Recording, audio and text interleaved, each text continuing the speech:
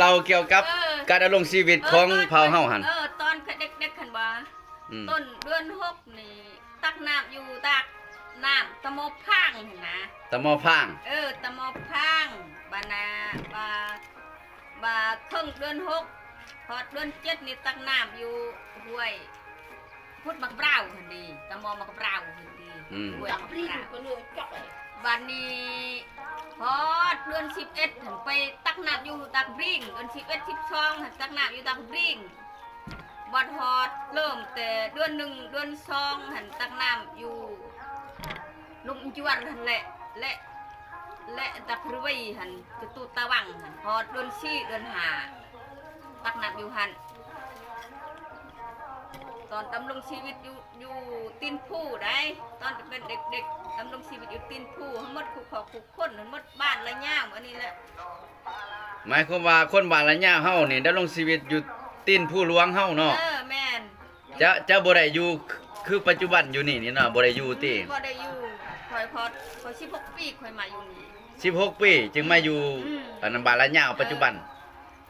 ฮอดตอนนี้นี่16ปีลงมาวันนี้ตอนข่อยอายุ11 12 13 14ยังอยู่เทิงยังอยู่เทิงเนาะถือว่าอยู่พุ่นมีเฮือนมีซ่านแบบดังเดิมบ่เป็นเมืองเป็นเม็ดแต่เฮือนแบบอนุรักษ์หั่นแบบเพื่ออนุรักษ์เผ่าอันนั้นคันได้หั่นใช้ด้วยไม้ไผ่บ่คือเฮือนอนุรักษ์ไม้ไผ่ที่ว่ามันอันนั้นอันเดียวทอนเดียวอันติบางบอนบางครอบครัวบางครอบครัวเขาบ่มีอันนั้นผู้ชายหั่นก็เฮ็ดแบบไม้ไผ่หั่นแหละไม้ไผ่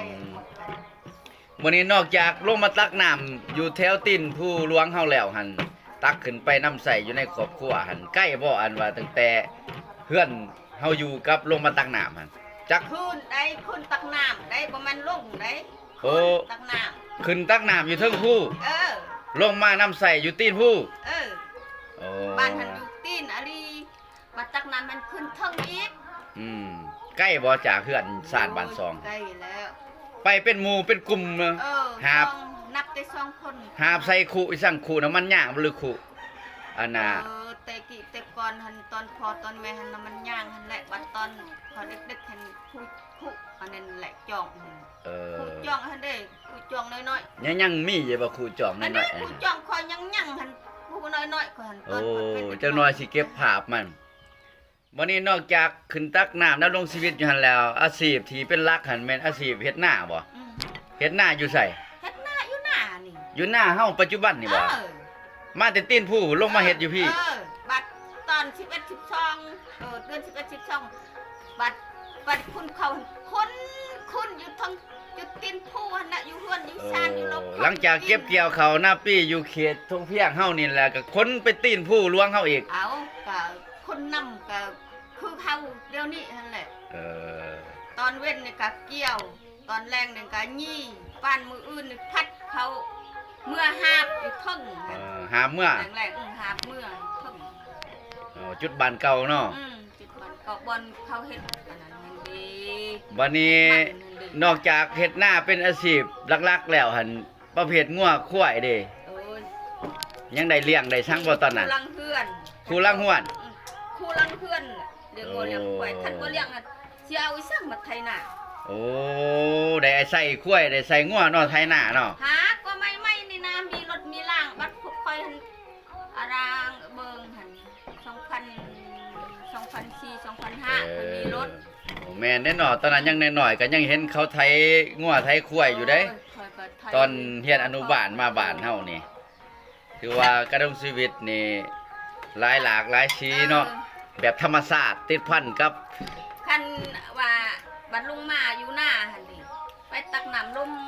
กลางคืนบ่ว่ากลางเว้นวันนี้ตอนตั้มเขาได้สั่นตั้มเขาก็เอาคกมองตั้มคกหินบ่ลูกคกมอง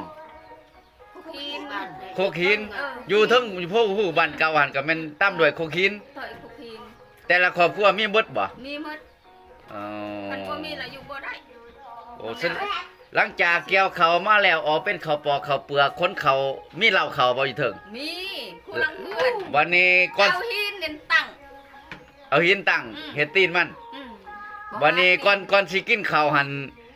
อันน่ะทุกข้าวหันต้องได้ตำก่อนกลางคืนบ่หรือว่าตำกลางเว้น กลางเว้นกลาง ตำหลายๆหั่นแหละ ตำไว้ทอนไว้พัดไว้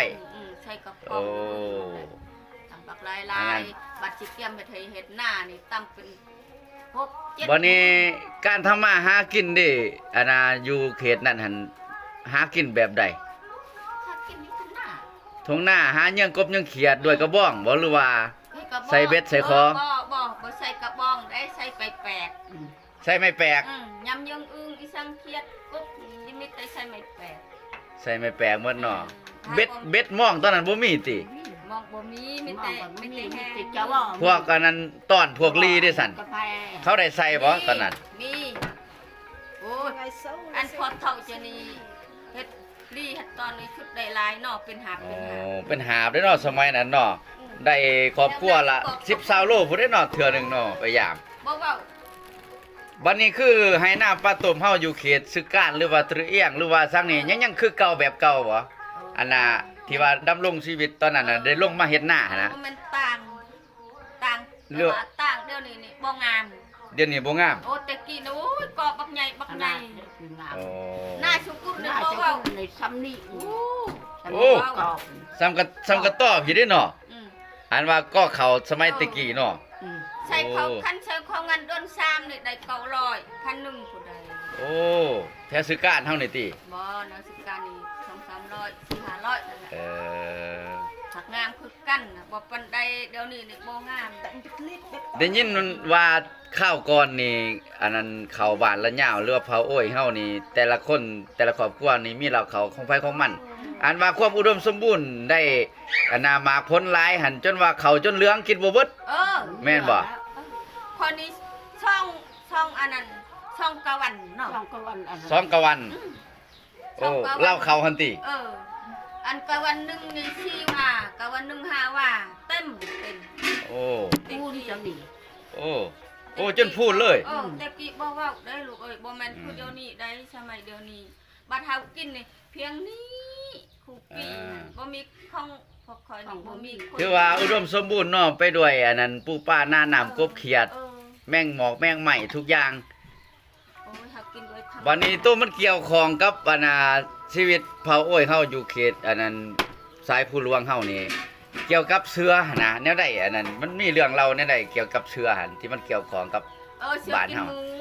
เสือกินหมู กินหมูกินไก่ กลางคืนบ่ว่ากลางเว้น เสือนี่กินหมูแล้วกินไก่กินงัวพร้อมอีก คันมีบ่ชูดอกอันงัวควายบ่ชูกินดอก เออ กินผูกของแนวข่อยบ่ปลูกอยู่หั่นปลูกอยู่ทุ่งนาปล่อยเลยตามทุ่งนา ผูกตามท้องหน้า กินกระเพาะปลาไม่ได้ยาไก่กับปุ๊บ ยำเฮ็ดผ้าเฮ็ดพี่เอาควายขึ้นเพื่อนหั่นกระป้องเมื่อบ้านหั่นเมื่อบ้าน เป็นแถวจบงามแน่นอนตอนนั้นเนาะ ตามอันนั้นหั่นครอบครัวไผมันยามเขาเฮ็ดผ้าหั่นน่ะเฮ็ดผ้าเอาอันนั้นหั่น อ๋อ พระมีงัวมีควายนั่นนะ ผักเปี้ยนเปี้ยน บ่ยามอันนี้ก็มาเปี้ยงนั่นดียามเดือน5อันนี้เดือน5เดือน6เพิ่นเอาป้องควายป้องควายป้องงัวเมืองบ้าน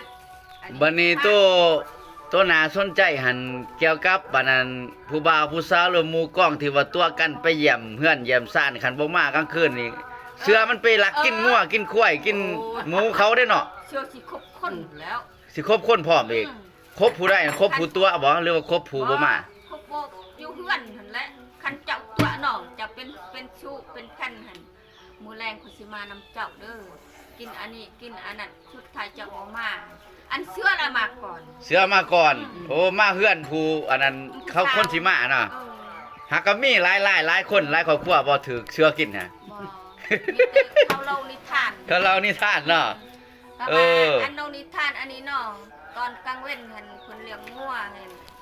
เต้าพิเศษเลย เลยเห็นเฮ็ด เห็นเฮ็ด เห็นเฮ็ดก็เลยมื้อแรงจะเฮ็ดแต่แกงเฮ็ดลายๆขอยสิเมื่อกินเหล้าอยู่บ้านทุ่งพรงิดอยู่อันนี้อยู่หน้า ไอ้เรา ของงัวอยู่หน้า กินนึ่งเลย